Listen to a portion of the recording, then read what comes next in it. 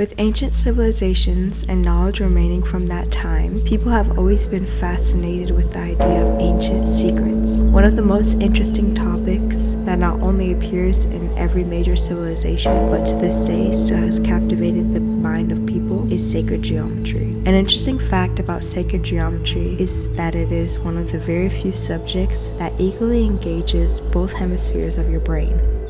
Sacred geometry is often called the geometry of the universe. It has shapes and proportions, and people have given them sacred and spiritual meanings, from cosmic levels to a microscope capturing single-cell life. Shapes are the building blocks for consciousness, and sacred geometry works to highlight and visualize this definition. Let's talk about sacred geometry now. Try to think about the time before there was consciousness. There was an infinite void without objects, light, space, or time. This consciousness then decides that it is going to expand itself. It moves up, down, right, left, backward, and forward. And in doing so, the consciousness then has created space, a 360 degree of movability, which allows the consciousness to observe space. When the lines of each of these motions are connected, a shape called the octahedron is created. The octahedron is a platonic solid and a building block of life. When you take the octahedron and then rotate the shape on its axis, it creates a perfect circle. Within sacred geometry,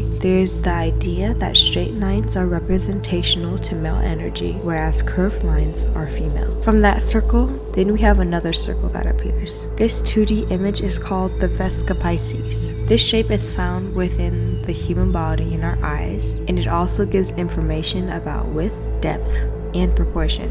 The Vesica Piscis also details how to build an equilateral triangle from scratch with a compass and straight edge. This shape is found in Wonders of the World, specifically the Sphinx in alignment with the Great Pyramid, and in nature with the Fibonacci spiral. Even in our own bodies, we have sacred geometry. Our ears have a spiral that it follows, and oftentimes the side profile is highlighted by this beauty. With each new expansion of consciousness, there's more knowledge, more ideas, and simply more space for the consciousness to move in. This idea is found within the universe as well. We are in a universe that is constantly expanding, constantly moving through a void to create more. When the consciousness keeps on expanding from the sphere to create more spheres, the seed of life appears. The seed of life is considered a universal symbol for creation, and it has been popular for expressing this idea in ancient times all the way up to today. The seed of life is thought to hold the blueprints for life and creation. The expansion continues. Up to 13 spheres are created, and then we have the fruit of life. This symbol is thought as the blueprint for all physical reality and shows a transition between dimensions. The consciousness then expands again, and if all the circles in the fruit of life are connected with lines, Metronon's cube is created. What is beautiful and eye-opening about this shape is that within it, each of the platonic solids sits. This means that Metronon's cube in 3D form creates every basic shape for 3D existence. This makes this shape sacred and fundamental to not only all creation in the third dimension, but life as well. 19 spheres have been created, and we have a symbol that has been popular throughout time, the flower of life. The seed of life sits at its center, and the tree of life can also be found nestled into the shape. For a very long time in ancient civilizations, it was forbidden to talk about this shape. To know that you can instantly connect to the entire universe and anything in it because it shares the same principles for creation as you gives the person a divine feeling. The consciousness is still expanding, and with that shape then creates the grid of life. It is a 64-star tetrahedron, is a platonic solid, and this pattern is said to be the male energy form of the flower of life pattern.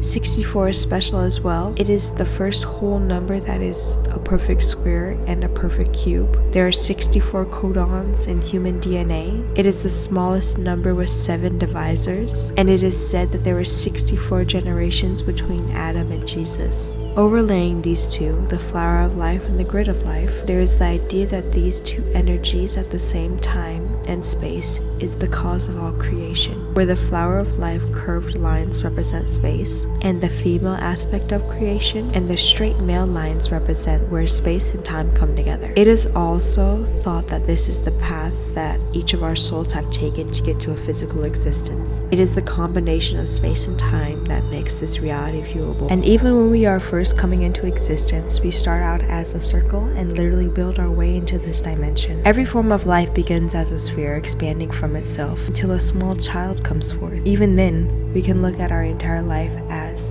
a phase or a sphere that we are in. This is why people think about and learn about sacred geometry. It is not only logical, but deeply philosophical. It is all the questions and the what ifs that is amazing about this topic. I want to encourage you to dig deeper into sacred geometry. What I have said in this video is just scraping the surface. There's so much out there, and your own opinions and conclusions are important on the matter as well. Thank you for watching this video. If you enjoyed it, I would suggest checking out some of my other videos on my channel. And as always, have a great day.